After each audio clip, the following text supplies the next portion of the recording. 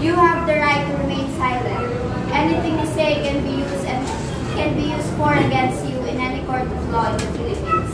You also have the right to have a competent and independent counsel, preferably of your own choice. If you cannot provide one, the government will provide for you. Okay, Tagalog.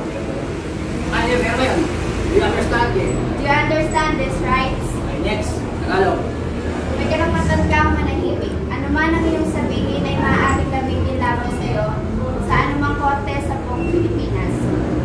May karapatan kang pumili ng abogado na may kakayahan at malaya. Kung hindi mo kaya, ang gobyerno ang maglalaan para sa iyo. Naiintindihan mo ba ang mga ito? Ano? Law enforcement. Law enforcement. Next, prosecution. Prosecution. Next, court. Court. Correction. Correction. And community service. Community. Okay, kailangan sa previously last Saturday, sinabi natin na dapat tayo alam natin kung ano ang mga karapatang pantao. Tatalab ako ha. O, di pala. Taas kamay na nakapag-review. Yan. Okay. Okay, magtatawag tayo. Dito. Bagwa. Sino si Bagwa? Okay. Bagwa. Okay ito. Hindi yan pwedeng maging rambol. Dapat yan magkakasunod. So, explain mo sa akin ano ang function ng law enforcement sa 5 pillars ng criminal justice system. Law enforcement. They are the one who enforce the law. Enforce the law.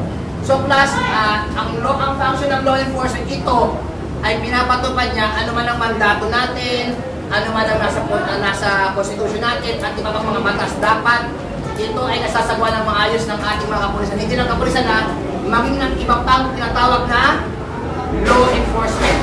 So, ano naman ang function ng prosecution? Prosecution sir. Sila yung nagpapatupad kung ano yung mga dapat nilang kung anong nasa ano sir, pinagawa ng law enforcement kung prosecution, sila yung napaprocess kung yung mga evidence ba ay possible na i-diretso sa court. Yan. Ang prosecution, sila nagde-determine kung may probable cause ba yung ipinasa ng law enforcement ng mga evidence, witness, para mag-proceed saan? Sa korte. So, ngayon, bago arestuhin ang isang tao, may dala kang warrant of arrest o ano pa man, ano ang dapat gawin ng isang law enforcement? Ano yung binabasa dito? Miranda Doctrine. So, sabihin mo sa akin, ano ang nakapaloob sa Miranda Doctrine? Ikaw ay may karapatang manahimik. Ikaw ay may karapatang manahimik. Ano bang sabihin mo ay maaaring gamitin sa iyo laban sa anumang korte sa Pilipinas? Ano na? Ikaw ay may karapatang manahimik. Ano bang sabihin mo ay maaaring gamitin sa iyo o laban sa anumang korte sa Pilipinas? Next. Ikaw ay may karapatang kumuha ng sarili mong abogado. Kung hindi mo kaya ang servisyo ng isa, ang gobyerno ang magbibigay sa iyo. Next. Ikaw ay may karapatang kumuha ng sarili mong doktor. Kung hindi mo kaya ang servisyo ng isa, ang gobyerno ang magbibigay sa iyo. Next. Naiintindihan mo ba ang mga karapatang nito? Yan. Plus, dapat ang Miranda Doctrine, naipapaliwanag mo ng maayos ang taong huhulihin mo. Hindi basta mo lang siyang huhulihin, arrestin mo siya. At pag nangyari yun, maaaring mangyari na yung paghuli mo sa kanya ay ano? Mafe-fail of invalid, okay? O palakpakan natin siya.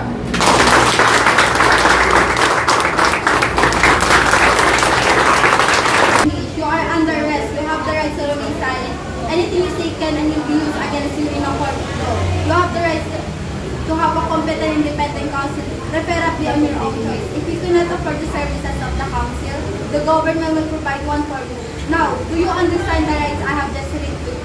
Sino makapagbibigay sa akin o makapagre-recite sa akin ng Miranda Doctrine o karapatang pantao bago arestuhin ang isang taong may kaso o nirereklamo o mayroong warrant of arrest? Taas naman, sino? Okay? Okay, si Tabinas! Tabinas, kamil ka? Tabinas. Okay, Tabinas, i-recite mo sa amin, lakasan mo ha.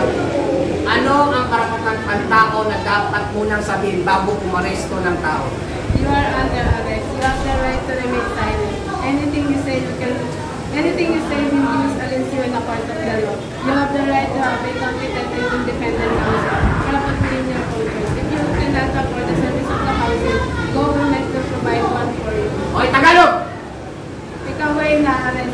ay may karapatang manahimik o magsawalang pero ano man ang sabihin ay maaari gamitin pabor o laban sa iyo sa anumang hukuman. Ikaw ay may karapatang kumuha ng abogado na iyong pinili at kung walang kakayahan, ito ay pagkakalaw ng pamahalaan. Nauunawaan mo kayo.